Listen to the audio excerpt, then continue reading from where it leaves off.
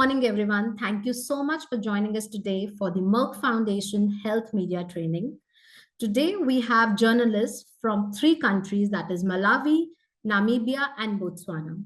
First and foremost, I would like to thank our partners for all the support that they have provided us for today's training. For Malawi, our partner is Her Excellency Mrs. Monica Chakwera, the First Lady of the Republic of Malawi and the Ambassador of Merck Foundation More Than a Mother campaign, together with Media Council of Malawi.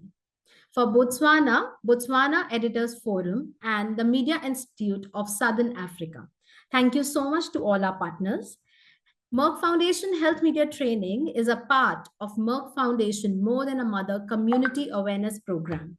As you all know already, that it is being organized to emphasize the important role that you guys, media, can play to influence our communities and our society to create a cultural shift with the aim to address these sensitive and critical social and health issues.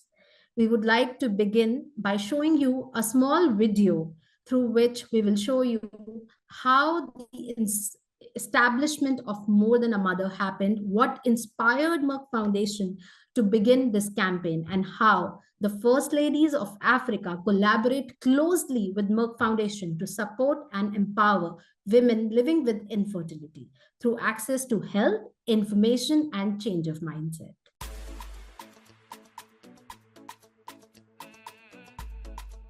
Jacqueline Wende, a 27-year-old young woman from a rural place called Masii in Machakos County, Kenya, tells us her sad story of having both hands chopped off, not by thieves, but by her own husband, for failing to conceive, even though he was the one with a fertility problem. Mandi ndio nilisikia akigonga mlango akiniambia Jackie nifungulie. Niliachana na chakula nilikuwa nakula, nikaamka nikaenda nikamfungulia. Kitambo nimfungulie ndio alinikata hii mkono. Nikaanguka hapo chini na akanifuruta nikaenda nikaanguka huko chini. Kitambo nianguka huko chini alikuwa ananikata kichwa na mikono na uso na akanidunga hapa na kisu na hiyo panga alikuwa nayo. Aliponichapa nilimuuliza, kwa nini ngila unanichapa? Utaniua peke yako. Akanyamaza akaniambia, leo ndio siku yako ya kuongea, hautaongea tena maishani. Merck Foundation came to the aid of Jacqueline through More Than a Mother campaign.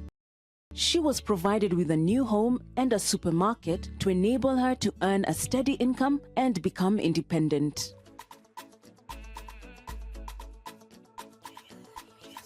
Like Jacqueline, there are many other women that suffer from infertility stigma.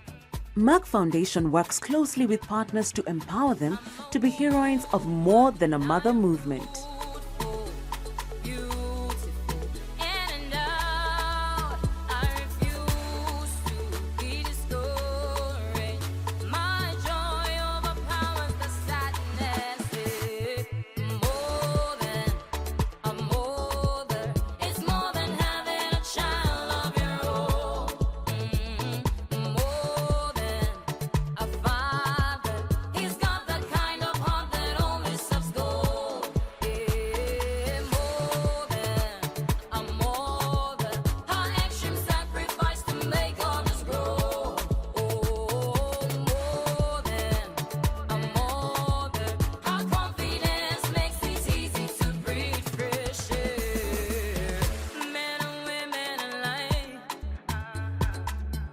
Infertility is not just a woman's thing. It takes the two of them to have a child. So many treatments could make it right. So join her. Together yenyar mona da chono bi. Join her. Together yenyar mona da chono bi.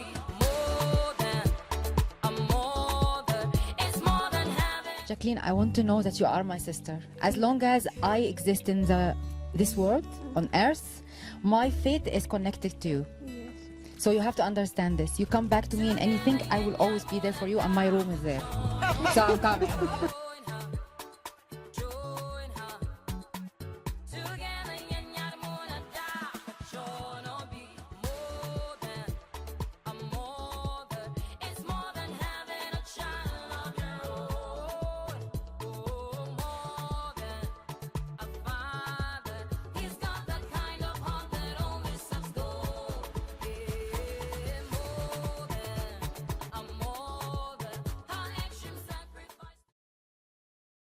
So before we proceed further, I would like to share with you all about the 8 important awards that we have for the best film, best media, best fashion designer, and best song. So we have More Than a Mother Africa Media Recognition Awards for all the African countries, and particularly for the Southern African countries, to raise awareness about any one or all of the following topics, which include breaking infertility stigma, supporting girl education, women empowerment, ending child marriage, uh, ending FGM, stopping GBV.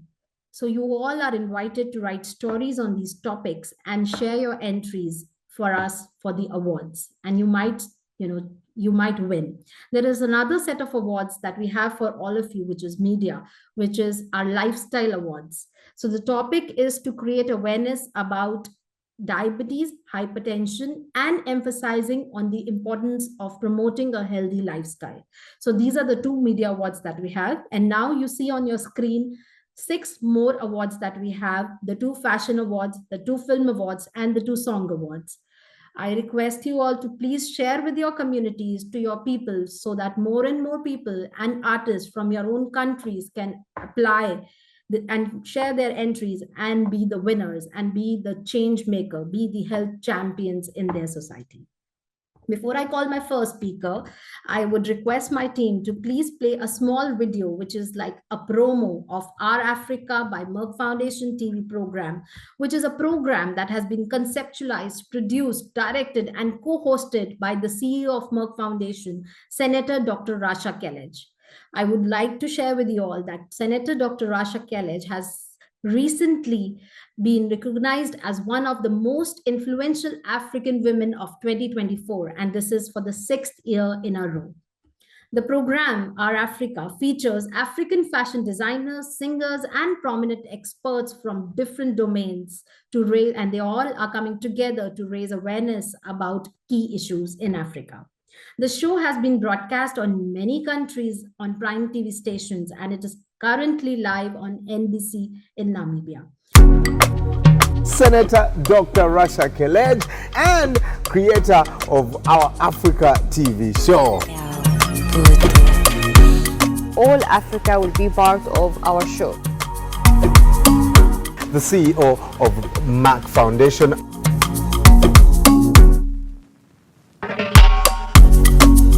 We want to support girls' education.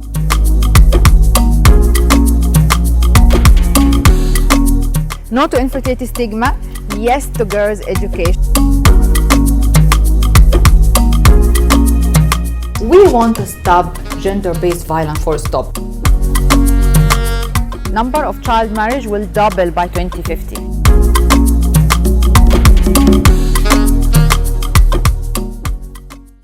Okay, now it is time for us to call the first medical speaker for our session. She is Dr. Martha Chimangeni Aliya. Welcome, Dr. Martha. Please enlighten us today about... Thank you very much, and thank you for that kind introduction. As already said, I'm Dr. Martha Masamba. I will be taking you through this morning a short presentation looking at infertility and focusing on how we can prevent this, and also looking at the link between infertility and infectious diseases. And knowing that infertility is a shared responsibility between men and women, we will also talk about male infertility. So Merck Foundation, More Than a Mother program, is really about making sure that we break the stigma that is surrounded, that surrounds infertility, more especially in Africa. We may all be aware that in Africa, where there's infertility, where a couple is struggling to conceive, this can have quite severe consequences socially and culturally. So the importance of this awareness and prevention training. So just an outline of what we are going to look at: infertility prevention, and the link between infertility and infectious diseases, and also looking at male infertility. These are our hashtag handles. Men too, say no to infertility stigma, more than a mother, and more than a father. So it's important to know that despite having infertility, human beings should be treated as human beings, whether they are a woman or a man. The fact that they don't have children should not make them be less important than those that have children. So let's always remember, and I'll keep referring to this quite a number of times during my presentation, that a woman is more than a mother and a man is more than a father. So just a little bit of a background. In Africa, there are a number of traditions, cultural and religious practices, which when combined with low resource environments in which we live, are linked with a higher levels of preventable causes of infertility, both in men and in women. And some of these factors that contribute to these high rates of infertility include, but these are not limited to these that have been listed here: poor nutrition, untreated sexually transmitted diseases, unsafe abortions, consequences of infections that have been caused by practices, unsafe practices such as female genital mutilation, and also exposure to smoking and leaded petrol and other environmental pollutants. So as we go through the presentation, I will be elaborating more on these factors. In sub-Saharan Africa, and we know that infection is the cause of infertility in up to 85% of women that are seeking fertility care. This is in contrast to 33% worldwide. So we can see that the link between infection and infertility is very important, specifically in sub-Saharan Africa. As we go along, I will elaborate more on how this link comes about and why we need to have regular checkups for both men and women. And just to emphasize that women should be treated as human beings, not just as mothers. So they are more than a mother. So we know as part of the infections, as I said, it does result into infertility in women, and this is how it comes about. When you've got infections, particularly with the bacteria chlamydia and gonorrhea, these infections can then result into pelvic inflammatory disease. So pelvic inflammatory disease, it's a condition in which you've got the infection causing damage to the uterus, to the fallopian tubes, and the ovaries, basically the reproductive organs of a woman. And so if these organs are damaged, then that can result into infertility. Unfortunately, as opposed to maybe many other bacterial infections, in women, these sexually transmitted diseases caused by chlamydia and gonorrhea, mostly they are without any symptoms. And so the person that's got infected doesn't feel sick. So because of this, it kind of like becomes a silent infection, and very likely that it will remain untreated. So if this infection is not treated, that's where then the damage comes in, what I said, what I described about the pelvic inflammatory disease. Besides the chlamydia and gonorrhea, another important sexually transmitted disease is HIV, we all know about HIV, I'm sure by now, and we know what its main impact is. We know it's got it reduces someone's immunity, and so this results into illnesses like TB, bacterial infections in all sorts of places, and that then brings us back to the issue of pelvic inflammatory disease, which then, if both of these, the chlamydia, gonorrhea, and HIV, they are both sexually transmitted infections. So if you get the chlamydia and gonorrhea, your risk of getting HIV is also increased.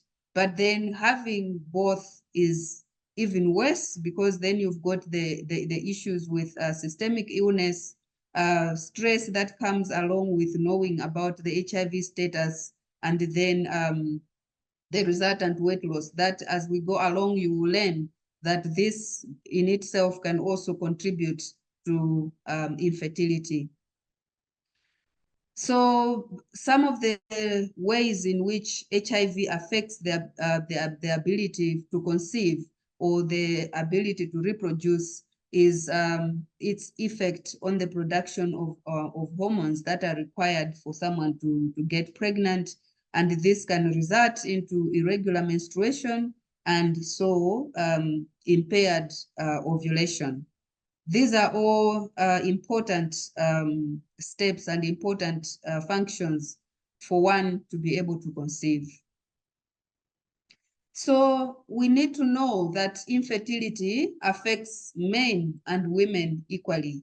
And having said and having talked about the sexually transmitted infections, it is important that men and women are aware that practicing safe sex is not only important for the prevention of sexually transmitted diseases, but it is also important for the prevention of infertility.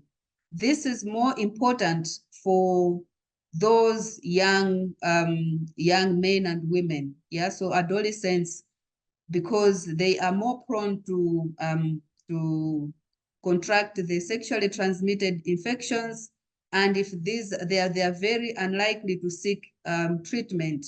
And so, as we talked about the silent infections, the importance of practicing safe sex should be emphasized for both men and women, both young and old, because of the impact it has on fertility, as we have already explained. So now, having said that,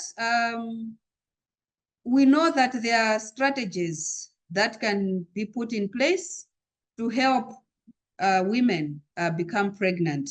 And this is really looking at increasing the chances of one becoming pregnant. Exercise has been shown to help in improving one's fertility, but this should be done moderately. So if the exercise is too intense, then it can result into infrequent, it basically interferes with the hormone systems, and so infrequent or absent menses can come about, and therefore this makes it difficult for one to conceive. So the exercise should be moderate. The diet is important, eating a balanced diet and ensuring that a healthy weight is maintained. So both extremes are not good. If you are underweight, there are issues with hormonal function. If you are overweight, the same things happen. So maintaining a healthy weight is very important. So besides the exercise, you also need to make sure that one is eating a balanced diet. Smoking is known to have detrimental effects both on the fertility and on general health, but also on the unborn baby. So if someone is trying to conceive, it is advisable that they stop smoking. The same thing happens with alcohol and any other illicit substances. These all result into problems. Either they can interfere with the ability to conceive, but also during pregnancy, this can cause a lot of complications to the unborn baby. Caffeine should be taken in moderation, but for one that is trying to get pregnant, this should be limited. And usually the guidance is not more than 1 cup of coffee in a day. That is considered a safe limit. But where it is possible, completely stopping taking caffeine whilst you're trying to get pregnant is the ideal. Industrial and environmental toxins are also known to contribute to problems with conception, and also they can result into problems and complications to the unborn baby once women get pregnant. So things like pesticides and heavy metals found in some fish, these should be avoided. Now, having talked about infertility in men, we mentioned that fertility is a responsibility for both men and women. And so we move on to talk about male infertility. So we know if you ask anyone, they are going to agree that men are core to the reproduction process. There is no baby that comes about without a man. However, when it comes to infertility, it is neglected that men are actually also as important to this problem. They share equally the problem with women rather. So we want to work towards creating a cultural shift where men and women should be accepted, just like we accept that both of these are important to reproduction. Then when infertility arises, then the problem should be shared equally between the men and the women. So it is important to bring awareness to to couples that the treatment journey for infertility should be shared. It doesn't only affect the woman. The men can also be the cause, sometimes even the only cause of the infertility. So we know that about half of the causes of infertility include the male as the problem, either alone or in combination with some female factors as well. So just going through, how does it come about for a man to have their fertility intact? So there is need to have the physical structures of the reproductive system, that is the anatomical structures. The physiological system should also be intact. We are looking now at the function, and this includes the hormones, and also there is also environmental influences, as well as dietary and lifestyle factors. So now, if there are any defects in any of these, then the man can also have problems with infertility. So some of the problems in the physical defects include congenital problems, where there is a problem, either they don't have the structures well developed, or they have been blockage that is born with, or it could be something that this has been acquired during the lifetime.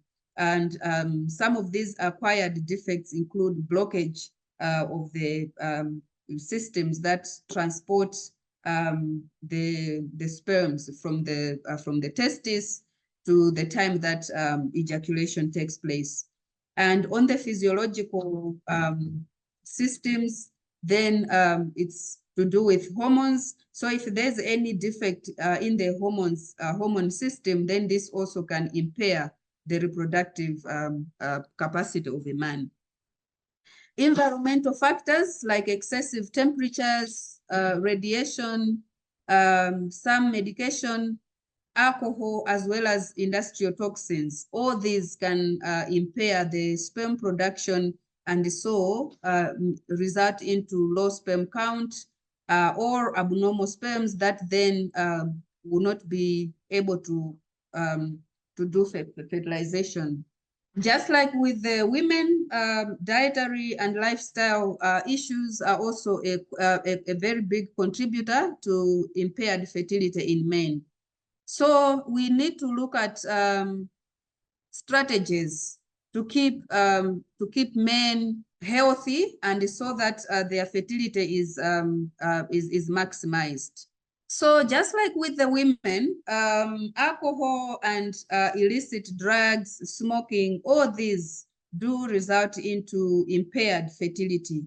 And so men also should make sure that they limit their alcohol intake, they stop smoking, and avoid illicit drugs. Remember, fertility is a shared responsibility, and so the treatment journey should be walked together. High temperatures can affect sperm production and motility. So things like sauna baths, steam baths should be minimized, and instead men should be encouraged to use showers, and also clothing, wearing loose clothes is very important, especially the pants, because then this will help to reduce the temperature that the testes are exposed to. Exercise, I think I've already said this, but you can never say enough about exercise. So exercise, exercise, exercise. And just like with the women, this should be done in moderation. And environmental toxins such as paints and other pollutants, these, as much as possible, should be avoided. Eating a balanced diet and maintaining a healthy weight, pretty much the same mechanism as it was with the women. So men should be advised the same way. So having gone through this far, there are a few key take-home messages that I would like to close up with. So let's remember that infertility should not be a stigma. Men and women are affected by infertility equally, and so then these people should get informed, such that when the infertility problem comes in a couple, then women should be supported. Men as well should be supported, because sometimes it is the woman that has the problem, sometimes it is the man, but sometimes it could be both. So couples should learn to, should be encouraged to support one another through the fertility seeking journey. As we know, this is a shared responsibility. We can never say it enough that it takes a man and a woman to have a child. It's not only the woman's responsibility. And more importantly, let us remember that men are more than fathers and women are more than mothers. And so they should be treated as full human beings, not less than human beings, simply because they are suffering from infertility. So as Merck Foundation, More Than a Mother program, we really strive to break the stigma around infertility in Africa. And so we say men too can be affected. They are key to the process of seeking care for infertility.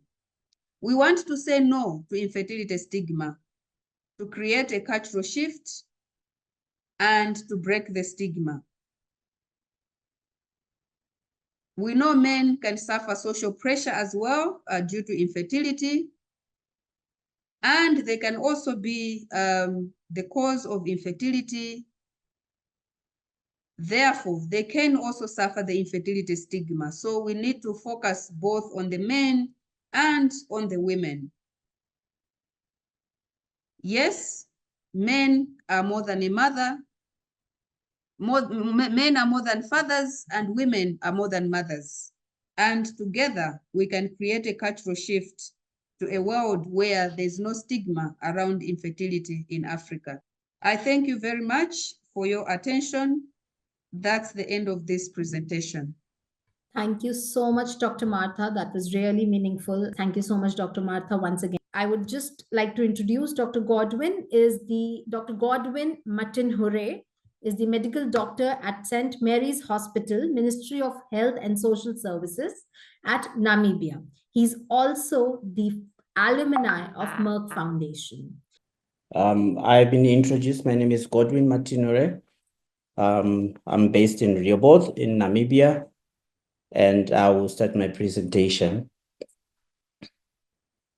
So the presentation is mostly to help the media to have an influence on how infertility stigma and social and other social issues like gender-based violence, child marriages, and female genital mutilation in women and couples can be reduced. The stigma can be reduced. So in terms of Merck has created this platform for us to have the media to discuss these issues, to emphasize on the important roles that the media plays to influence our societies, so that we can create a cultural shift that will aim at breaking these stigmas for infertility, supporting girl education, women empowerment, ending child marriages, and so forth. So basically, that's the main reason for this presentation. So this is the outline of what we are going to discuss. Briefly, some of the issues have already been touched on by the previous speaker, particularly on infertility. So child marriages, gender-based violence, female genital mutilations. And then I'll also speak a little bit on the Namibian fight, the role of media representation, the representatives, and then we'll conclude. So basically, a lot of these issues that we are going to discuss, they are in some instances regional, and some of them are pretty much global, but some of them are regional. So you find like genital mutilation occurs in certain parts of Africa, and then in also certain parts of Asia. And so basically, it's just to conscientize and for us to be able to know what are the definitions, where do we usually find these things, discuss about what are the drivers and the consequences of most of the issues that we are going to be discussing.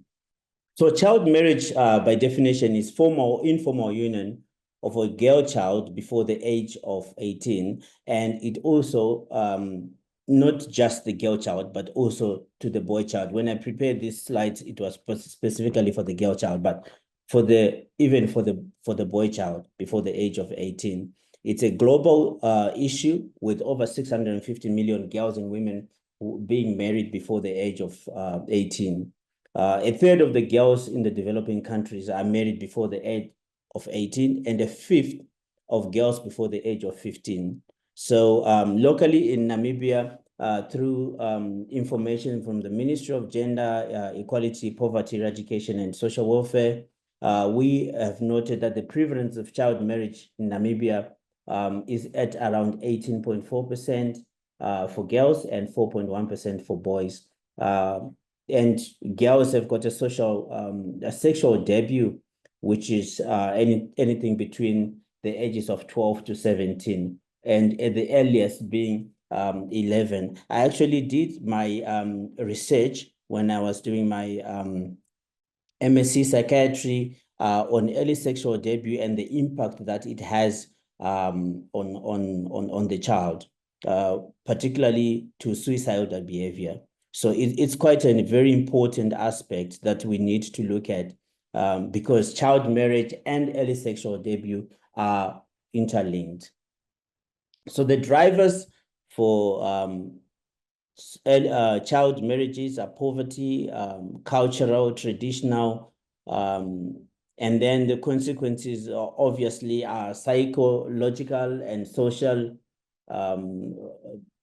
issues, where you can also have gender-based violence, and then poor educational attainment, poor sexual and reproductive health outcomes as a result of that early child marriage that would have happened. You have got this young child who's now married to somebody, and then they have to go through a pregnancy, and then they are more prone to complications, depression, anxiety, loss of self-esteem. So these are not just individual consequences that one could have, but they are also, they affect the whole system nationally, globally, because they become a roadblock to global health and development, and also to the aims of gender equality that are being put forward in the world.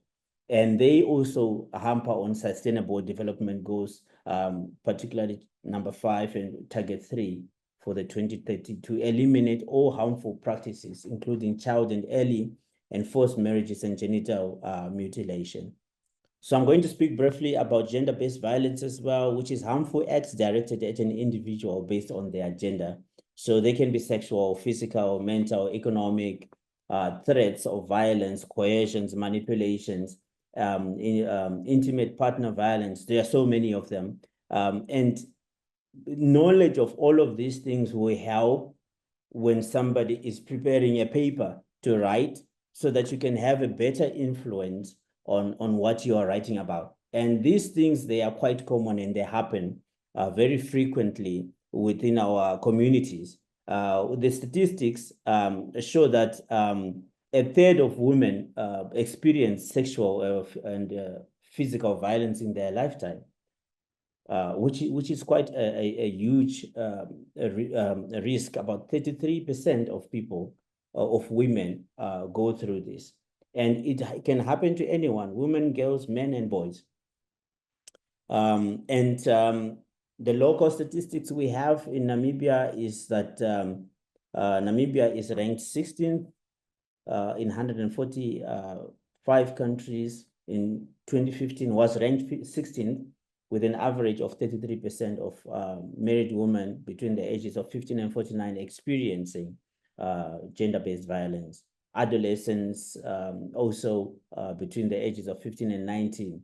So these are huge numbers that we are talking about. And obviously the drivers are still the same: the social, cultural norms, acceptability of gender-based violence, on the sense of it being a disciplinary measure, whether within a marriage setting, or whether within a family setting, or whether within even a work environment. So these things, they keep on cropping up, and we need to be sensitive to look into them. Poverty and culture, these are drivers. Tradition, early sexual debuts, as well as we have discussed already on child marriages, that once these early sexual debuts happen as a result of marriage, or just as a result of it just happening, you tend to get also abusive relationships coming out of that. So the consequences are also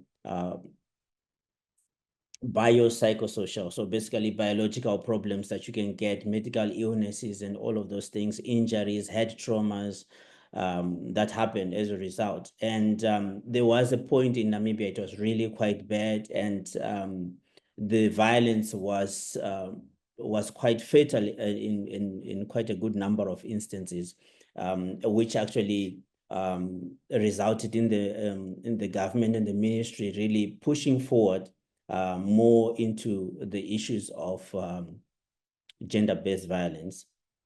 So female genital mutilation, this is more in the western and eastern and northern eastern regions of Africa, and in some parts of Asia, in the Middle East, where female genital mutilation is still happening. So this is by definition all procedures that involve partial or total removal of the female external genitalia or other injury to the female genital organs for non-medical reasons.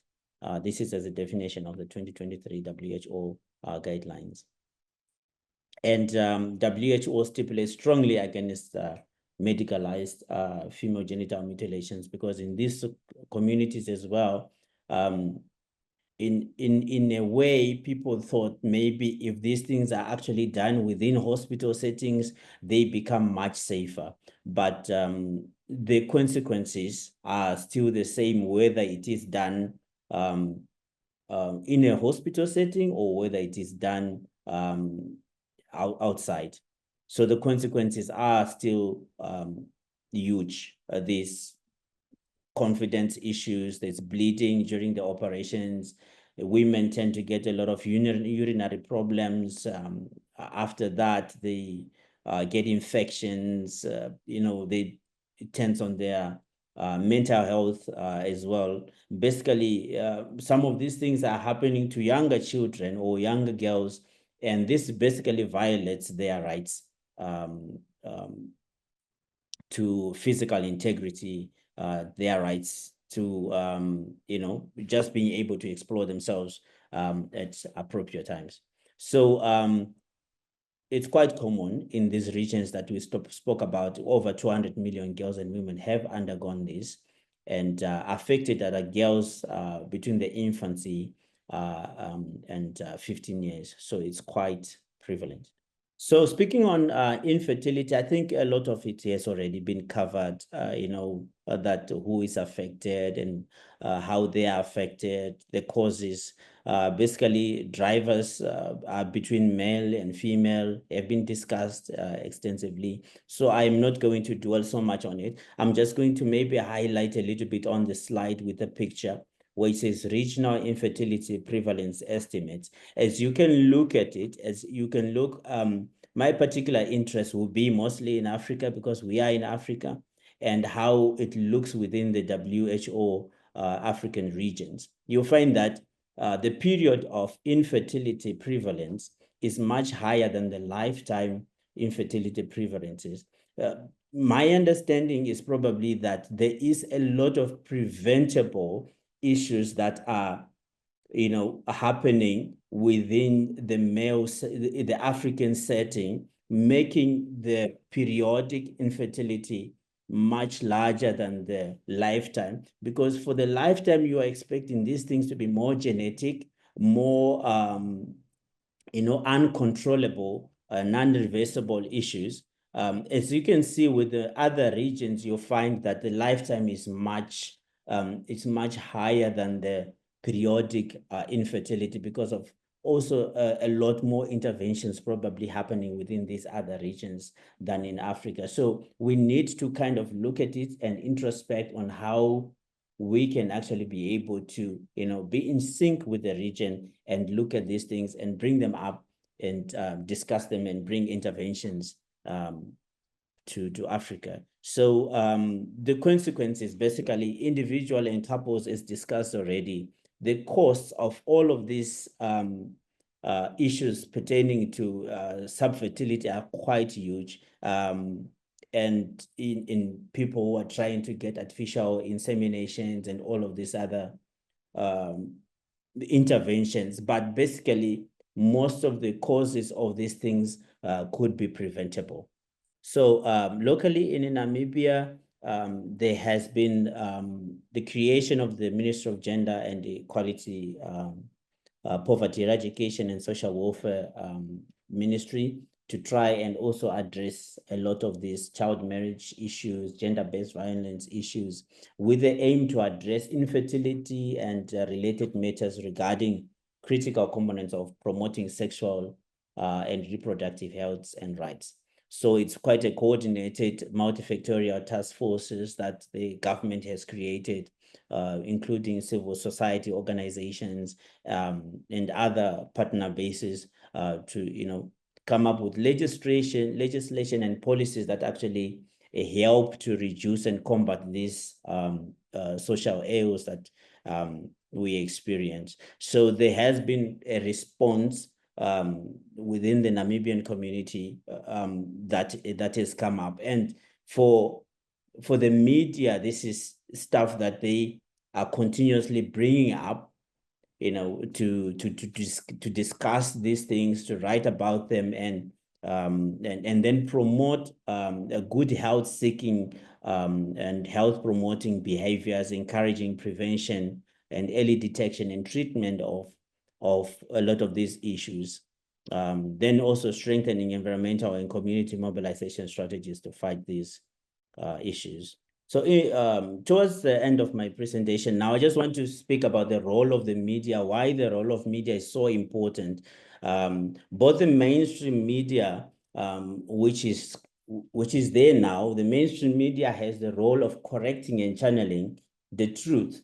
Other than just writing a good story for the thrill of it, it has to be, it should not overshadow the truth that underlines the issue that the author is writing about. Let the authors write based on what are they questioning, what are they deducing, what are they highlighting, comparative issues within or outside communities to improve policies and enlighten the public on relevant social and behavioral problems that we get.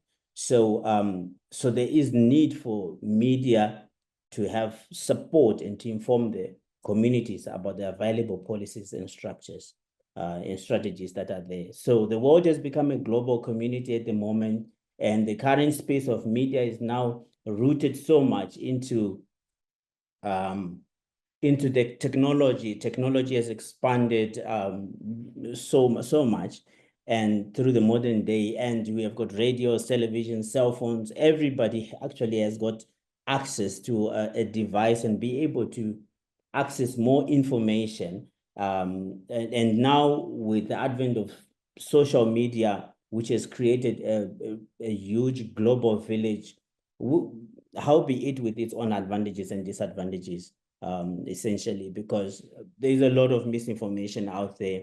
And it is the role of the mainstream media to actually channel those things and actually bring out the truths into issues. So other than just the normal sensationalization that happens outside, we need all of this misinformation to be catered for. Everyone has become a content creator, and these are very dangerous issues. Excessive use of social media also has got its own issues. So all that information needs to be brought out so that when these important issues that we've been discussing now are being brought up, then the communities or the people are even more receptive to accept them. So when you are writing, so as media, when we are writing, we need to be writing things that are relatable, things that are significant, things that show success and success stories, positive themes on the psychosocial, cognitive, religious, and economic impacts that you are looking at. So the themes need to be very positive, focused on educating or exposing, reporting the news, current affairs, and transforming. And also some of them are celebrating information of the good things that are coming out and bringing out these issues back to the communities for us to create a cultural shift of understanding what exactly is happening, having a balanced reporting narrative as well. So what one be educating about, you can be educating anything about where the reporting centers are for gender-based violence, where the safe areas are, policies which the governments are bringing out, and so that you can conscientize the populace, bringing debates and discussions, bringing out relevant cinematography and theaters and arts, and basically exposing as well, giving a voice, a platform to things that are probably sometimes taken back and not looked into. The reporting should be very accurate and very prevalent with information which is very relevant to the authorities and that identify issues in a balanced reporting manner. Should be very unbiased, preventing cover-ups, not influenced, not biased, not influenced by external issues, whether to report positively or negatively for other benefits outside what we intend the media to do. So in conclusion, these situations, child marriages, gender-based violence, female genital mutilation, infertility, these issues are all intertwined. When you have somebody with infertility as a result of an infection, with somebody who has early sexual debut as a result of early marriage, and had a lot of infections throughout because the age of initiation of sex was so young. So then they get infections, and then they don't get pregnant, or all sorts of things. And some of them are preventable or avoidable. So they cause a significant trauma to individuals, and we need to be able to look and write sensitively so that we can bring that cultural sense change within our communities. They are global health burden. The social and psychological impact of these ills are significant, and they need to be addressed from individual to community and to a global scale. Media in all forms can be harnessed to a positive impact when it comes to these issues. I thank you. Thank you so much, Dr. Godwin. You made some really relevant points there. Thank you so much once again. And before I invite our next speaker, I would like to invite you all to watch the first animation film by Merck Foundation, Sugar-Free Jude, released with the aim to fight diabetes and raise awareness about its prevention and early detection. And also to promote healthy lifestyle amongst the children and youth in Africa and beyond. Can we have the film, please? Merck Foundation. No more diabetes. Reverse diabetes. Goodbye diabetes. It's morning rush time to school, and Jude is about to take a big bite into his breakfast on the go. Jude loves donuts, especially sugar-coated ones. I love the taste of sugar on my donuts. It makes my morning sweet with this juice combination. Jude, don't you think your eating habits are too unhealthy? I am worried about the rate at which you consume sugar products.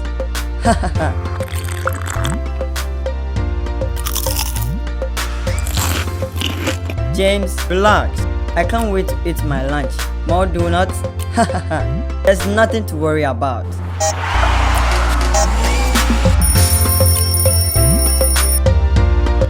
Jude was not bothered about James' concern. He went on eating more sweet foods day after day. As the days passed by, Jude started noticing something quite unusual. My goodness, not again. Jude would wake up several times at night to wee wee.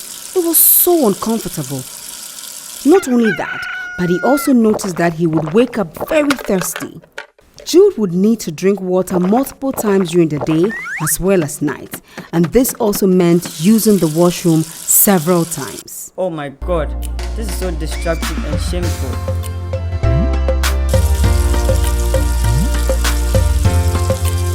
What is it? This appears to be the third time you woke up to use the bathroom. You even look a bit fat. Very unusual. I have no idea, Mom. And I've been feeling very thirsty lately as well. And sometimes tired. We need to see the doctor to make sure all is well with you. I agree, Mom. It distracts my day at school too much. At the clinic, Dr. Yobo decides to conduct a few tests to confirm his diagnosis about Jude. He opts to do the blood glucose test to check Jude's blood sugar level.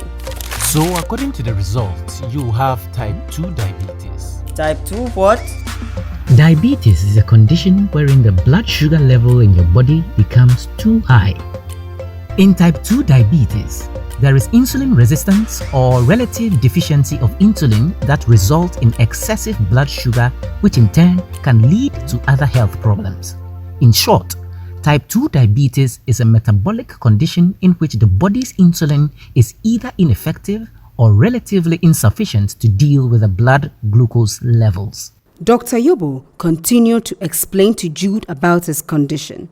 The exact cause of diabetes is not known, but genetics, family history of diabetes, and an unhealthy lifestyle seem to be the most common and important causative factors. What happens if diabetes is not well controlled? The long-term complications of diabetes can include the following: stroke, blindness, heart disease, kidney failure, sexual dysfunction, and amputation. Type 2 diabetes is a chronic condition in which there is bodily resistance to the insulin produced by the pancreas, and it typically manifests in adolescents. Managing this will require medication and regular blood sugar tests as well as a healthy lifestyle. It was tough to accept for Jude at the beginning. My days with sugar-coated donuts and sweetened drinks are over. But he had support for his new lifestyle. The school made sure his lunch was not full of the usual sweet things, and his friends reminded him to take his sugar test and play football or basketball with them regularly to keep healthy. His parents were also supportive, preparing healthy meals for him and removing all sweet and sugary drinks from the house. In fact, all family members became sugar-free too. Back in school, Jude and his friends soon formed a Sugar Police Kids Club to raise awareness about the condition and to help others who had diabetes or were pre-diabetic so they can prevent and early diagnose it. Try to go sugar-free in your meals. Eat more fruits and veggies, along with moderate daily exercise. Our lives can be so sweet without sugar too. Let's all work together to fight diabetes every day. Merck Foundation. No more diabetes. Reverse diabetes. Goodbye diabetes. We can make it work. We can make it work. We can make it work. We can make it work. Push back diabetes. No more diabetes. Reverse it. We can make it work. We can make it work. We can make it work. We can make it work. All right. So I hope this short film by Merck Foundation, you found it very interesting and insightful. So I now invite Dr. Ronald Liu, the Chief Medical Officer at Greater Francistown District Health Management Team of Botswana. Welcome, Doctor. Thank you very much for the introduction. My name is Dr. Ronald Luke in Francistown, Botswana here. So I will be talking about the promoting a healthy lifestyle and raising awareness about prevention and early detection of diabetes and how media can help us with that, with the health promotion. We are going to discuss promoting healthy. So non-communicable diseases such as cardiovascular disease, diabetes, cancer, and chronic respiratory disease. I gave an example like asthma and COPD, and also infertility, like we heard earlier, is an example of non-communicable disease. The non-communicable diseases result from a combination of genetics, physiological, environmental, and behavioral factors. All those things, some can be modified, some cannot be modified. Like genetics, there's nothing to do about it. Physiologically, we can't do anything. Environmental and behavioral factors, that's where we can do something about it to prevent non-communicable diseases. Non-communicable diseases are the leading cause of death and represent an emerging global health threat. Like we have diabetes and hypertension and heart failure and heart attacks. All those are the leading cause of death worldwide, and cancer. So this is the list of non-communicable diseases. High blood, that's hypertension, diabetes, and heart disease like heart failure or heart attack and angina and others. We have a stroke, we have chronic respiratory disease and cancer. This is just the repetitive of the previous slide. So these are non-communicable diseases. For the media to report about them, they should know. So let's have a brief talk about diabetes.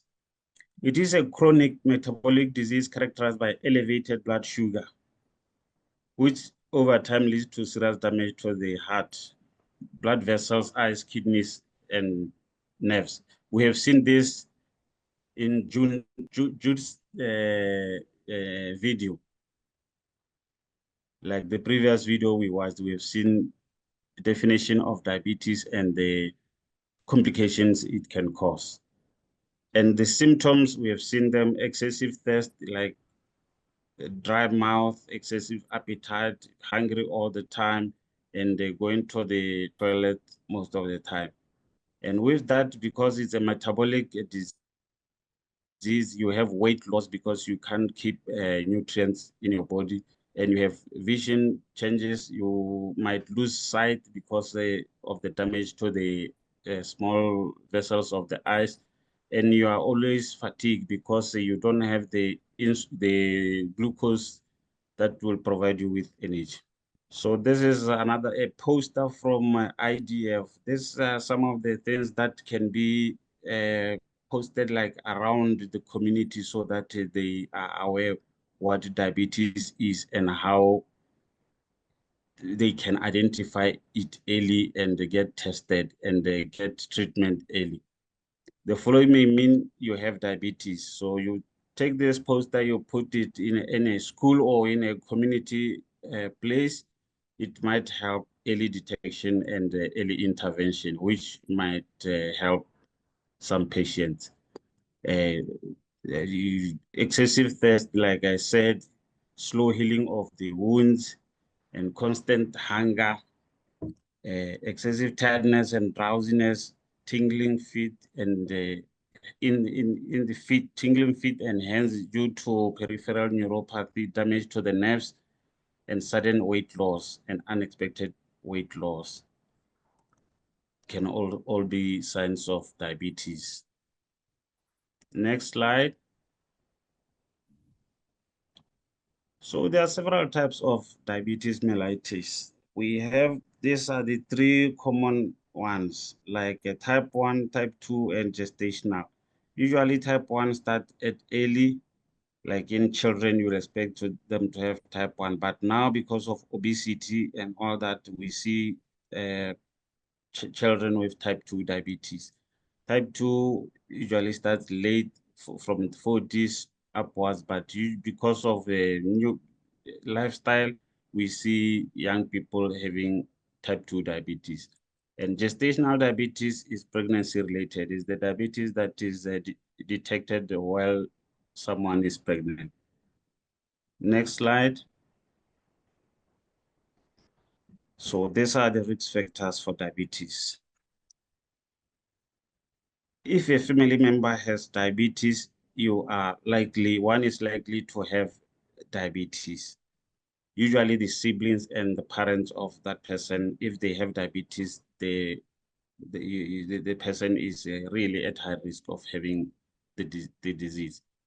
And if you are 45 plus, also you are likely to have type 2 diabetes. You are at risk, higher risk of having type 2 diabetes compared to if you are below this age. And ethnicity, if you come from Africa, like blacks, they are more likely to have type 2 diabetes compared to the Caucasians, mainly because of the genes. And the physical inactivity, if you don't exercise, you are at higher risk of having diabetes. Then body weight, overweight or obese puts you at risk of having diabetes because all these are metabolic related conditions. Then high blood pressure, if you have high blood pressure, there's a link between diabetes and high blood pressure. Like if you have high blood pressure, you are likely to get diabetes because of the damage to the lumen of arteries, of blood vessels.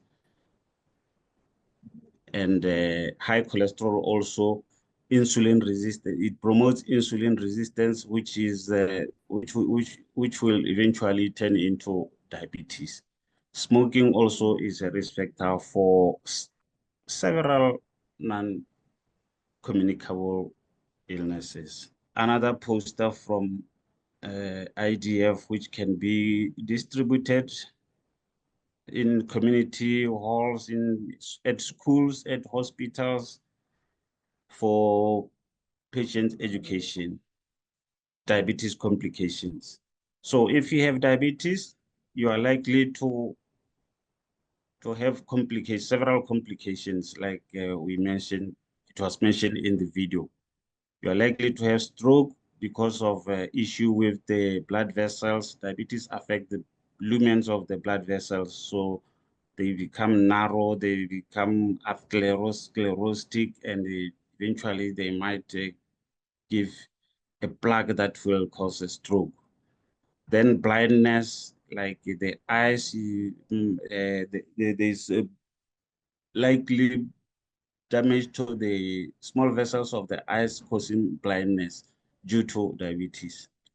Then heart disease, like heart attack and angina and chronic cardiac failure. You are all at risk of having these conditions if you have diabetes. And kidney failure. If you have diabetes, because of the mechanism involved with the kidneys filtering glucose, but if there is no filtration, if there is no filtration, then you have like toxins in the body that will cause your kidneys to fail. And the sexual dysfunction, it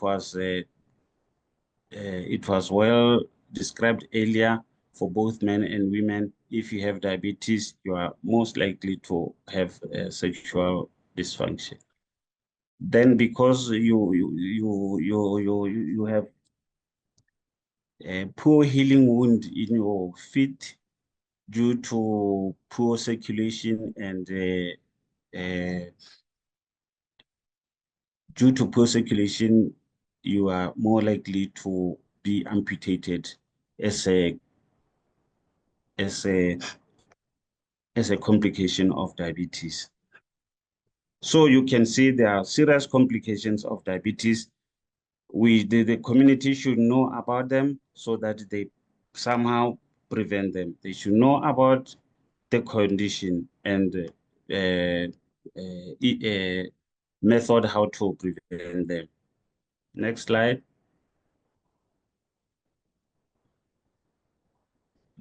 Nutrition. Because it's a metabolic disease, nutrition plays a role in management of diabetes.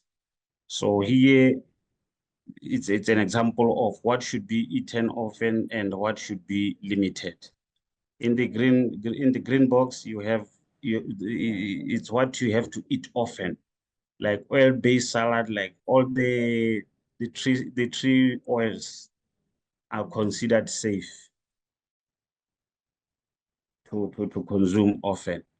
Then in the red, what you should limit are mostly the animal fats. Those you should limit because they promote development of diabetes and other non-communicable diseases. Sometimes you can eat low-fat creamy salad dressing like light range. Oils, corn, soybean, sunflower. You still see sometimes you can eat plant-based oils, but the animal oil you should avoid by all means to prevent you getting diabetes. So nutrition is very important. Like the community should know about this, like so that they have informed information about diabetes, about how to prevent the diabetes through nutrition or how to manage it, so that they don't get those complications I talked about earlier. Next slide. Prevention. How can we prevent diabetes? For type 1, it's difficult to prevent, but for type 2, we can do something about it. Like you maintain your healthy body weight. Remember, I said obesity and overweight is a risk for diabetes. So if you maintain a healthy body weight through being physically active, through taking healthy diet, you can prevent diabetes or delay its onset. Then avoid tobacco use. By all means, we should stop smoking. We should avoid using tobacco products because they have they have bad consequences. So prevention. This also can be like a message from media to the public on it's on how to prevent this condition, diabetes. That was about diabetes. Now we talk about hypertension, the so-called silent killer. This is the definition. Hypertension is diagnosed if when measured on 2 different days. Systolic blood pressure more than or equals to 140 and diastolic more than or equals to 90 millimoles of mercury on both days. 2 different days you measure and the blood pressure is like this, then someone can be diagnosed with hypertension. It's a condition in which blood vessels has persistently raised blood pressure. 2 more days, you have hypertension. If systolic is more than 140 and diastolic more than 120. Condition of the blood vessels. And hypertension is the leading risk factor for cardiovascular diseases. If you have hypertension, you are more likely to have all these cardiovascular diseases like stroke and heart attack. So it is a very important silent killer. It kills because people won't realize they have it unless they measure it. They take readings. So the risk factors for hypertension, we have modifiable risk factors and non-modifiable risk factors. The modifiable risk factors are the ones which lifestyle can, the modifiable one are the one which lifestyle changes can attack. So unhealthy diet, if you've been having unhealthy diet, you can now get a healthy diet. The one with in the green box in my previous slides there, like plant-based oils, plenty of fruits and vegetables, less animal meat. So you modify your lifestyle. Physical inactivity, if you are because the inactivity by itself it's a risk factor for hypertension. If you get active, you can prevent getting hypertension.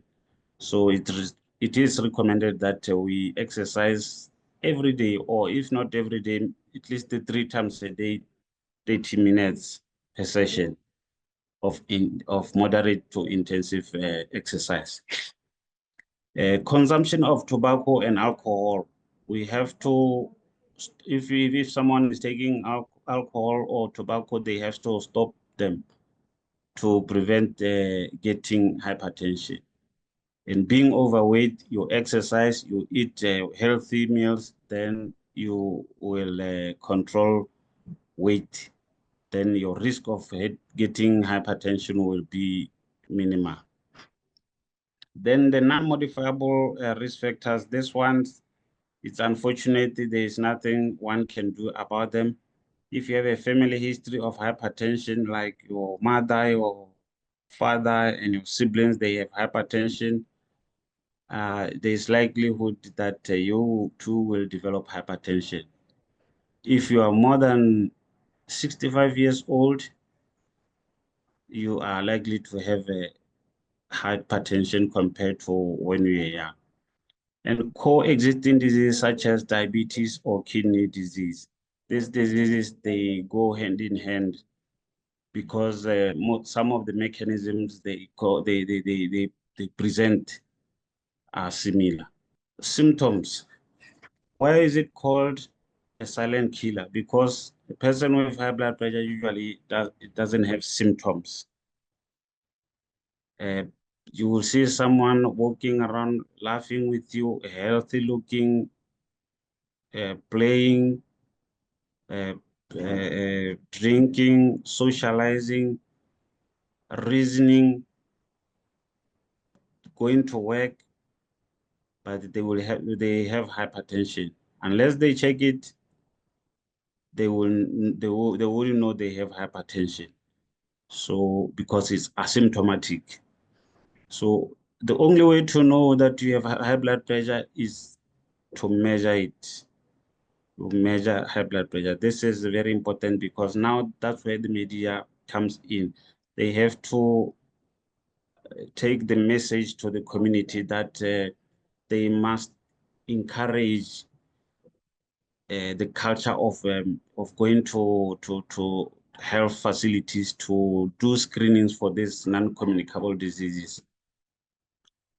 But sometimes symptoms do okay. So you might have early morning headaches, nosebleeds, irregular heart rhythms, vision changes, and buzzing in the ears. If someone has these symptoms persisting, then it is advised to go and check blood pressure, to measure blood pressure. Then sometimes we have hypertension, severe hypertension, which could be an emergency because it could be telling us that some organs are being damaged because of hypertension. You are fatigued, you are nausea, you have vomiting, confusion, anxiety, chest pain, and muscle tremors. So this can mean now some of the important organs are being damaged by hypertension. So it's a medical emergency, severe hypertension. Usually they define it as systolic of more than 180 over diastolic of more than 110 millimoles of mercury. Complications, just like diabetes, the blood vessels are affected in these conditions.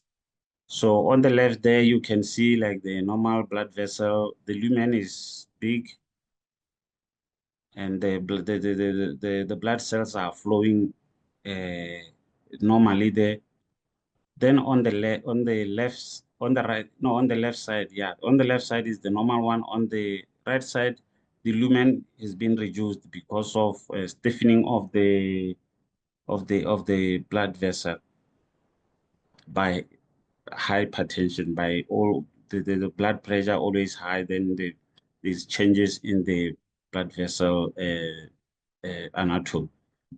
So if you have this, then you are likely to have stroke if you have hypertension, because now as time goes on and you have let's say you have a high cholesterol, the narrowed lumen can develop atherosclerotic plaque, and when the plaque ruptures, it can cause a blockage into the brain, causing stroke. Or sometimes the blood pressure is too high and it can rupture some of the small vessels in the brain, causing hemorrhagic stroke.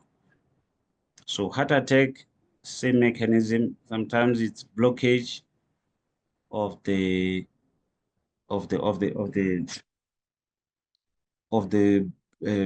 blood vessels supplying the heart muscles.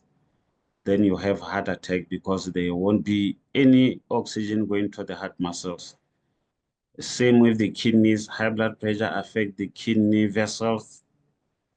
Lack of oxygen to the kidneys causes renal failure over time. So you can see complications of hypertension are the same as identical as complication of diabetes. So if you target one, like exercise, in diabetes we said exercise, eat healthy, stop smoking. So if you do those things, then you'll be killing. If you do those things and you have hypertension, then you'll be killing two birds with one stone. Prevention. Hypertension can be prevented by targeting the risk factors that I talked about earlier. You reduce salt intake to less than 5 grams per day, and you eat fruits and vegetables regularly. You avoid saturated and trans fats. You avoid saturated and trans fats, and you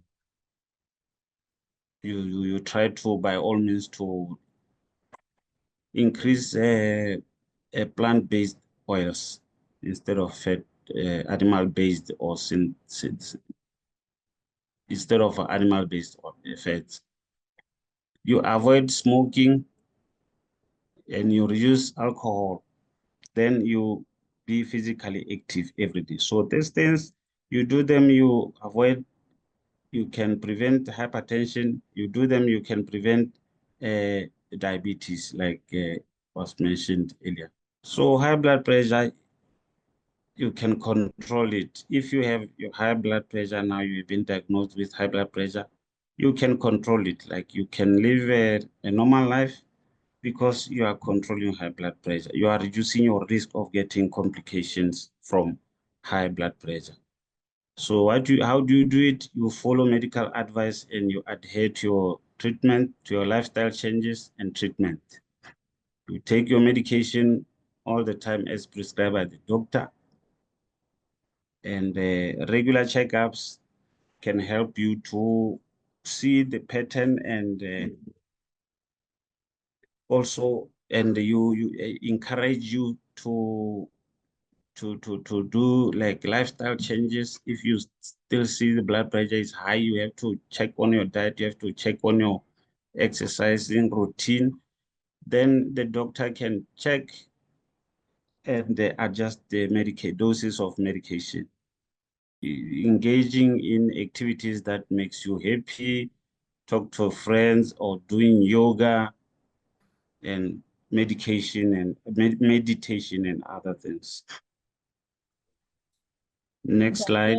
Luke, a polite reminder on the timings, please. Is it time? Yes, please. You may conclude now because this is your second last slide. Yes. This is my second. Thank you. The role of media. How can media help with dispatching information to a larger community? The mass media provides an important link between the rural resident and the vital health information. So, because media can reach like even far places to reach physically, they can help link this with the health, those people with health information. It also helps health workers to expand their audience. Like I said, like now we are here in this talk, so the media from here, they can go out there and tell the world what we have been doing. And they play a major role in educating the public about health concerns. That one is straightforward.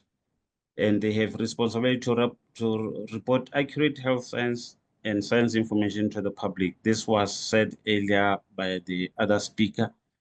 And media can play a supplementary role by being integrated into a program that includes face-to-face or other forms of intervention.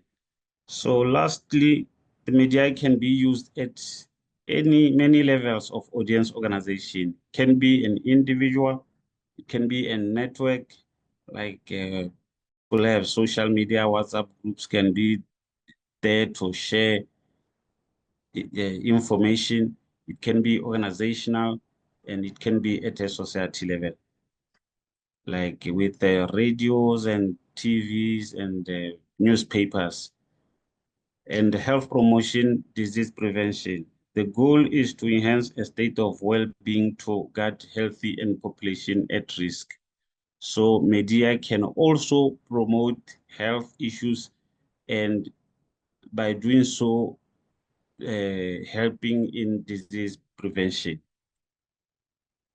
And the goal will be to enhance a state of well-being to guard healthy and population at risk. They can go there and target the population that they want to disperse information to. Thank you very much. Thank you so much, Dr. Liu. That the presentation was really very, very informative for us. And now I invite our first media expert speaker, Mr. Moses Kofa, our long-term partner, also the Executive Director of Media Council of Malawi. Thank you so much, Mr. Moses, for joining us today. Welcome, Mr. Moses. Good morning, everyone. I've been given about 10 minutes to talk about the role of the media in reaching out to communities at grassroots level and raising awareness on social issues. It's important actually to note that issues of health, especially human health, are actually not very strange to media practitioners because most of us must have first-hand experience. The likelihood of us engaging in the behaviors that our health experts have actually highlighted is very high. And I know that most of us probably will definitely be engaged in reproductive health issues. Some of us are married, have been through those kinds of experiences. Our brothers and sisters might have been through those kinds of experiences.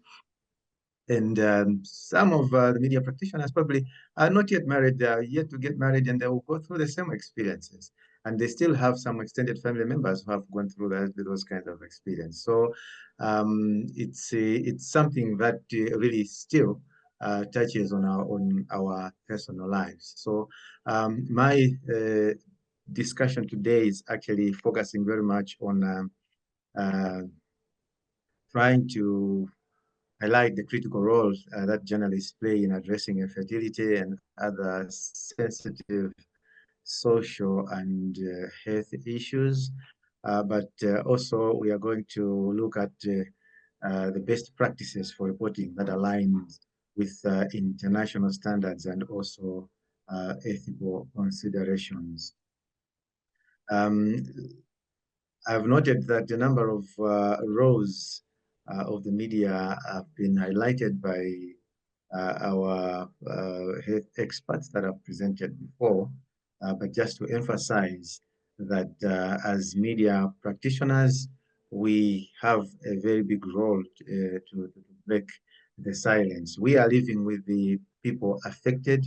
We are living with the behaviors that need to be changed, and we are living within the same communities where stereotypes and the other abuses are taking place.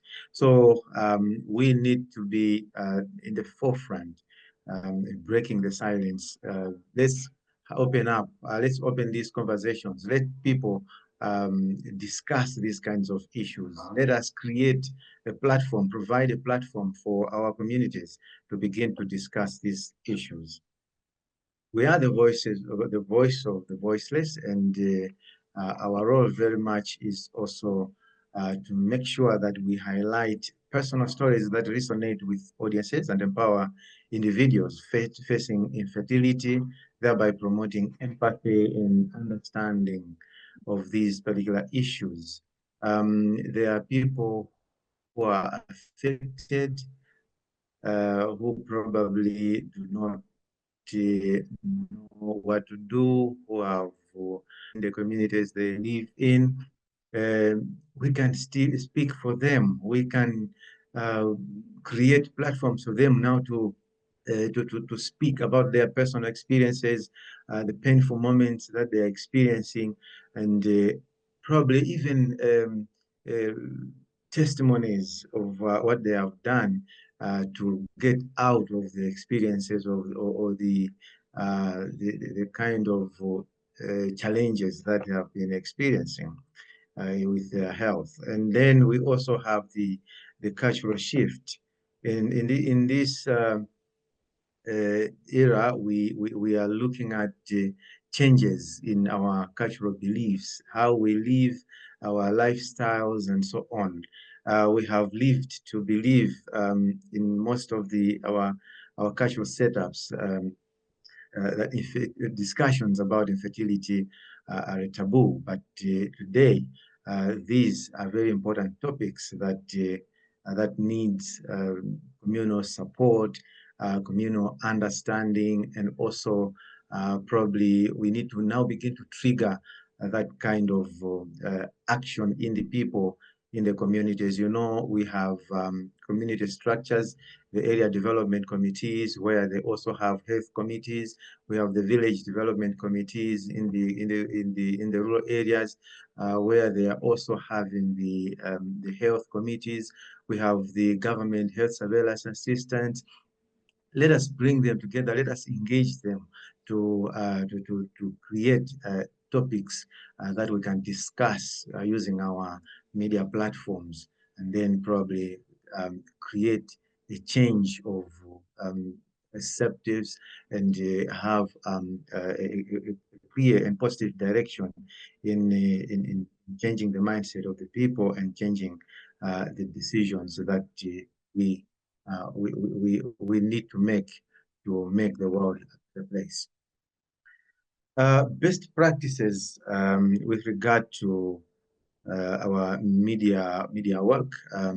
Firstly, we need to look at how best we can comply with the ethical standards, especially those that have been established by the Media Council of Malawi, alongside other international institutions like the International Federation of Journalists, UNESCO, and other relevant institutions.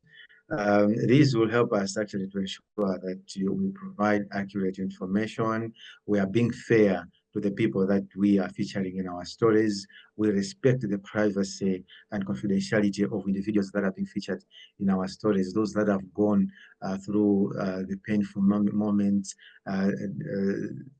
that have been misunderstood, or sometimes that need to be supported in various ways. We also need to see how best we can use sensitive language, the choice of words that avoid perpetuating humiliation, and also trying to be neutral and compassionate in the language that we use to avoid exaggeration most of the times, because we want probably to sell our stories, to sell to make our media outlet more attractive. We try probably to exaggerate in the presentation of our information to make it more attractive, and that actually compromises the quality of information that we are disseminating. And we also need to make sure that we incorporate diverse perspectives. Today, we have been lucky to be introduced to more experts that probably we can engage when we are compiling our stories. We need to look for advocates in the communities. We need to look for individuals that have been affected by issues, the infertility issues, the behaviors that lead to infertility, for example, the hypertension, the diabetes, and all those kinds of things. There are all those kinds of behaviors that our experts have actually shared with us. That if avoided, probably we can avoid diabetes, we can avoid hypertension, and eventually avoid infertility that would affect us in which of our lives. So we need to incorporate all these kinds of voices, the individuals that have been affected and so on, and then avoid stereotypes. And you know, there are these kinds of groups of people, categories of people that have been traumatized.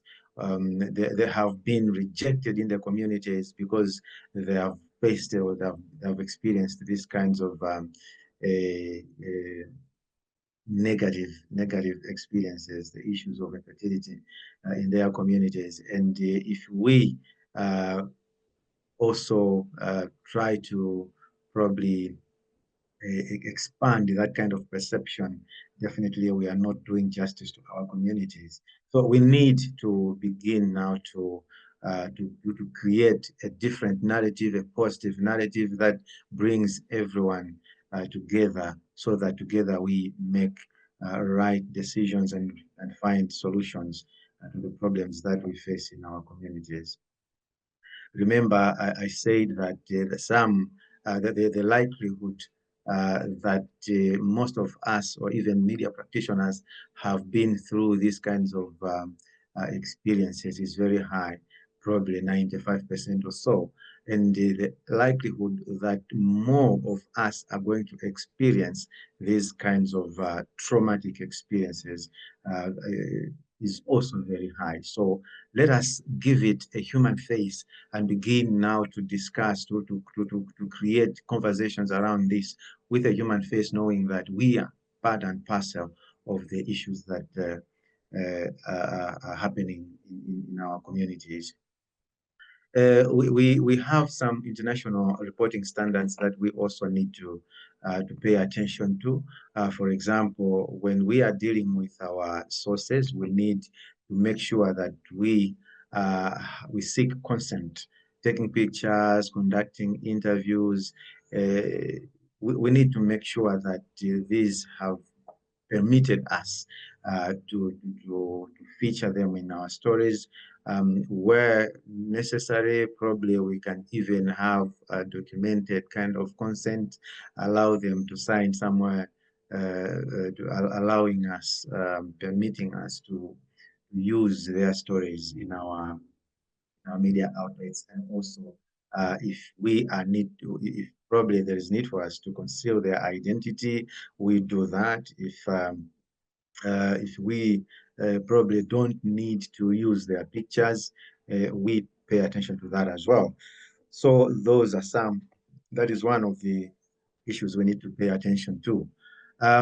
Accurate and contextual reporting, I've mentioned this at some point as well, but providing accurate information on these sensitive issues and social issues is very, very critical. Let us always be in the lookout to do our own research. And as I said earlier on, engaging experts will help us actually have credible information. Where people can access services, where people can access treatment, where people can meet with reputable medical professionals, the kinds of behaviors to be avoided, the kinds of behaviors to be promoted, killing people because we have given them wrong information that eventually leads them to death. So we shouldn't be in that particular situation. We also need to focus very much on fact checking.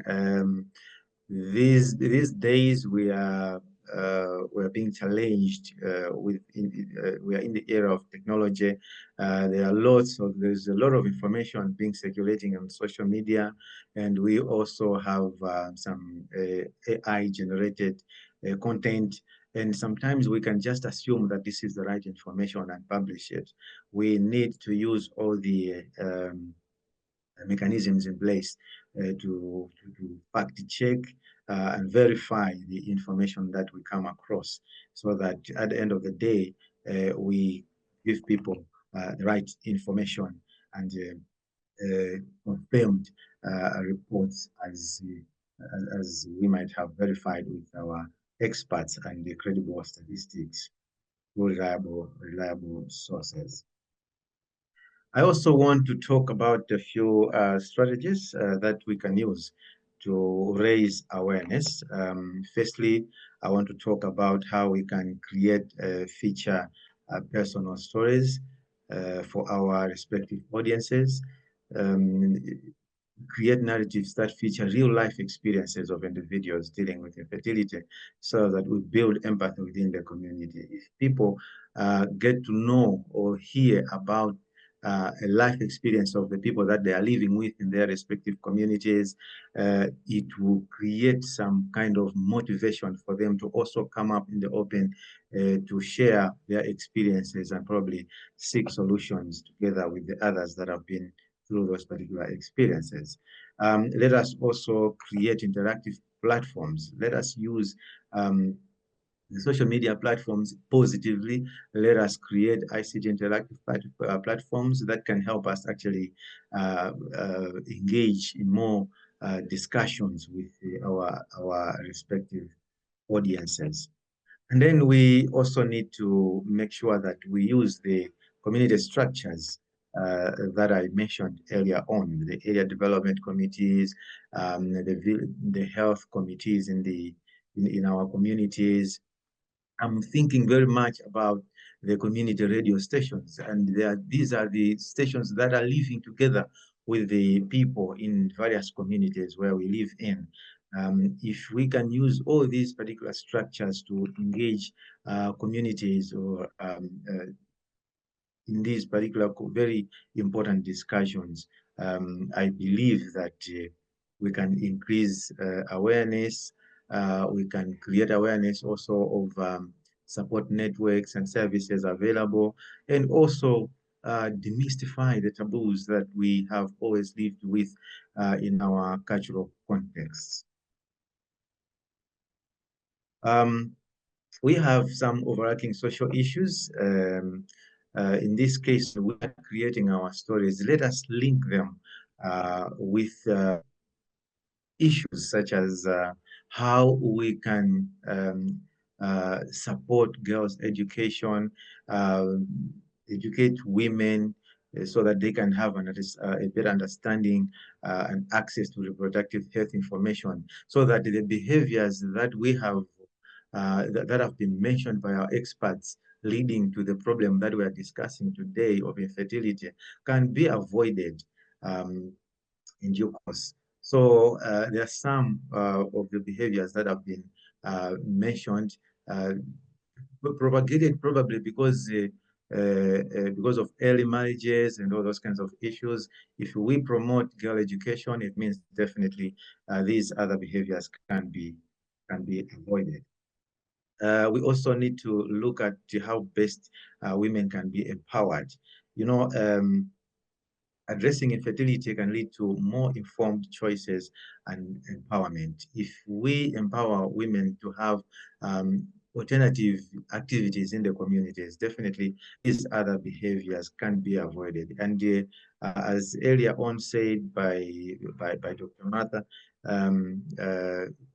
fathers are more than men are more than fathers, and women are also more than mothers. There is quite a lot that women can do, a lot that men can do that eventually would lead to avoidance of these particular problems we are discussing today.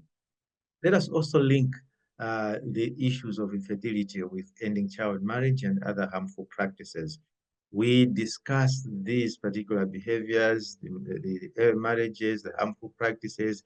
Definitely, if linked to issues of infertility, can lead to a changed behaviors and also better lifestyles in the communities that we live. So in conclusion, I want to emphasize that complying with ethical reporting standards is very critical in addressing the issue of infertility and raising awareness. And journalists really play an essential role in influencing cultural shifts by effectively sharing stories and opening dialogues. Media practitioners need to commit to ethical, sensitive reporting to advocate for the voiceless and contribute to a healthier discourse surrounding infertility and associated issues. Otherwise, I thank you so much for listening and wishing you well. Thank you. Thank you so much, Mr. Moses. You really made some very relevant points, and it is very appropriate to say that infertility as a stigma is overarching with many other social issues. Thank you again. With that thought, I want to invite my next speaker, which is also a media expert from Botswana, Ms. Jeannie Olsise, senior journalist from Yarunama FM, Botswana. Welcome, Ms. Jeannie. Good morning. Thank you for the opportunity. It's always difficult when you come after other speakers and most of the subject matter has been covered, but I will try to be a little nuanced. Perhaps I should take it from stigma, because here we were looking at infertility as being stigmatized and how the media can play a role, a creative and honest tool to address sensitive and critical social health issues on a daily basis. So I'm just going to start by stigma. Using the social constructivist perspective in cultural studies, that all knowledge is historically and culturally specific, we must extend our inquiries beyond the individual into the social for a proper understanding of social life. Now, stigma, I'm going to use, because it's a difficult concept to define, I'm going to use the constructivist perspective, where Goffman says stigma is socially constructed and socially embedded. It is present when elements of labeling, stereotyping, separation, status loss, and discrimination co-occur in a power situation that allows components of the stigma to unfold. Now, why is this important? We are looking at this because we're looking at health reporting in general and the stigma associated with it. I'm going to say associated with health reporting because the issues that we're raising here include infertility, include diabetes or non-communicable diseases, both of which have some sort of stigma. Now, Deacon et al. Define disease stigma as an ideology that claims people with a specific disease are different from normal society, more than just from the disease that they're going through or the infection that they have. So why is this important in our discourse right now? It's important because the media is not just an information source. Like we are saying here, the media can help in ways of informing the people, letting people know about the health issues, but they are also part of a society. They are part of the culture. So they have the power to assign meaning. What is acceptable socially, what is not acceptable. The media has the power to label certain groups or behaviors as negative or positive. And this requires power to assign meaning, which must then accepted as a society where this circulates. Now, this is important in a changing media environment. Today, we're seeing the advent of social media, where now the ways of communicating are faster, more immediate. Then must be careful on how it represents issues. The role of the press is that of communication, as we all know, and has been said by various presenters here. But it is important how it does this meaning making. The way it mediates this is through language. So customs, symbols, it has to be sensitive as to how it presents this information. For instance, in Botswana, it is easy to fall into the trap of patriarchy because patriarchy is still dominant in the country. And as such, women are seen as minors, first to their fathers, then to their husbands. You know, this is seen in normal everyday discourse when you ask, I don't know how to say this in English, meaning greeting. So how are you? They ask, how are the children, which includes the female who is the mother. So these little cultural nuances, they find their way in the representation within media texts. And the media must be sensitive when they do their reportage. Because if you, say, for example, go and cover an event where a chief is talking, and then he says, Abana banne kefa, and then you just reflect that and you say you're being objective. You just reflect that as he said it, unaware of the cultural nuances that exist. Then, as a media practitioner, you're complicit in the stigma, in continuing the gender imbalances which then continue the challenge that we're dealing with here of infertility stigma, of gender-based violence, of all sorts of health challenges that we're dealing with here, because they are embedded in the cultural text which we as the media are guardians of. We also shape the subjectivities, you know, who gets to say what. When we write our stories, for example, do we blame the victims? So I concur with the last speaker that the media must be sensitive in their presentation of text. They need to ensure proper research, to be culturally sensitive so that the messages can be received. If you are speaking about infertility in Botswana, you know that when a woman is considered infertile, you know she doesn't get to be called Masamama. She gets called by her first name, therefore remaining a child. She doesn't transcend. So when you write the story and you continue that writing in that way, yes, you will be received well, but you can be deliberate, intentional. For example, when you give your reportage that, no, it's a Masamamang, but rather Genie.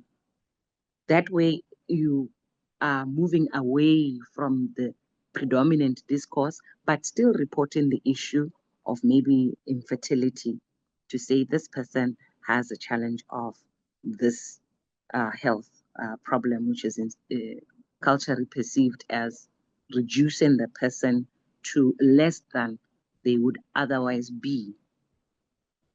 The media needs to be objective as far as possible. As I've said, sometimes objectivity is influenced by the subjectivities of where you are, the environment, where you are, what is socially accepted. Can you challenge what Khosi has said, for instance, or you try to reflect as adequately as possible what he said and therefore also be complicit in that kind of stigma. Media needs to balance their stories. This has been shared already. Allow a right of reply. If you are reporting about a sensitive health challenge, HIV, infertility, diabetes, you need to, when you are talking to people who are dealing with the issue, give them a right of reply. Engage the experts to enunciate the issues so that perhaps you can have a balanced piece. So yes, you can tell your story, but then also try and find the scientific basis of the issue, try to contextualize the stories, and then let the voices of the affected also come out clearly. You must also share the realities on the ground.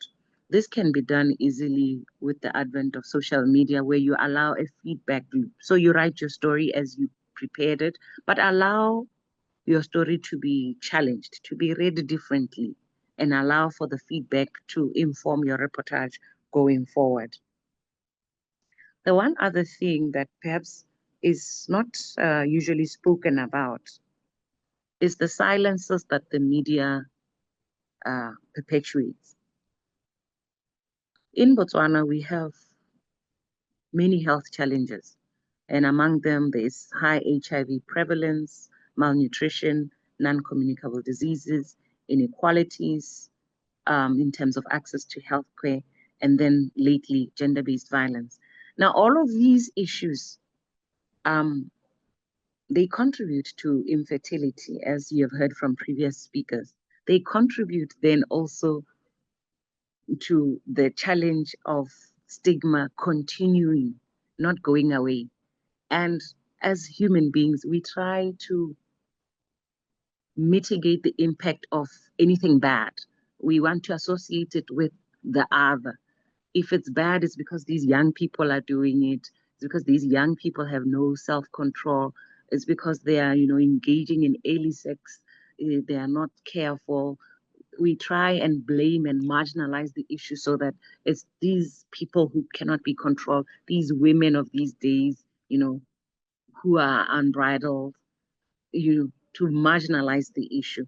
So when you report, you need to be aware of some of these nuances and where all of these issues come together, the confluence of the health challenges and the stigma, where they come together, and then be careful to try and inform, create awareness on each of the issues and how the challenges can be avoided. For example, if the people are aware that they should eat well, exercise, then they can avoid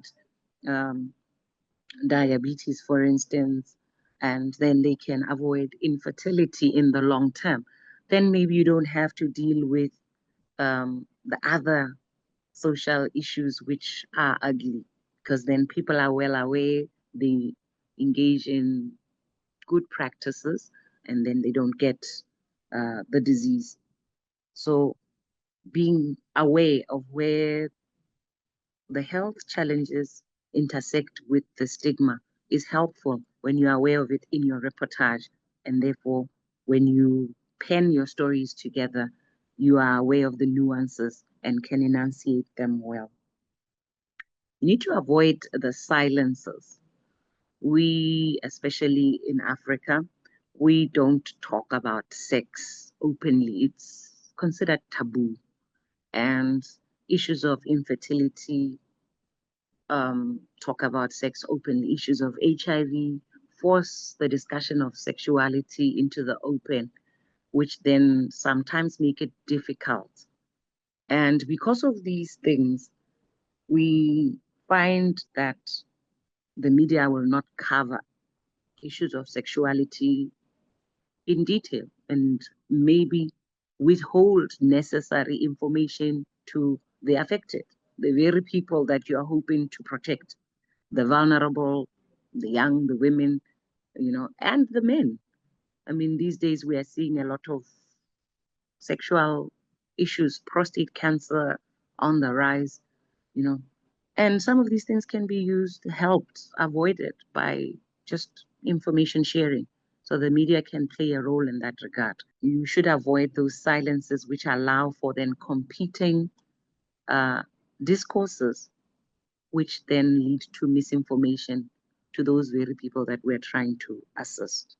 So for me, that is how the media can be used on a daily basis as a creative and honest tool. It can be used by one, being culturally sensitive, being part of the culture, helping to make meaning of the challenges that exist, and to give the proper information using the expert knowledge that exists.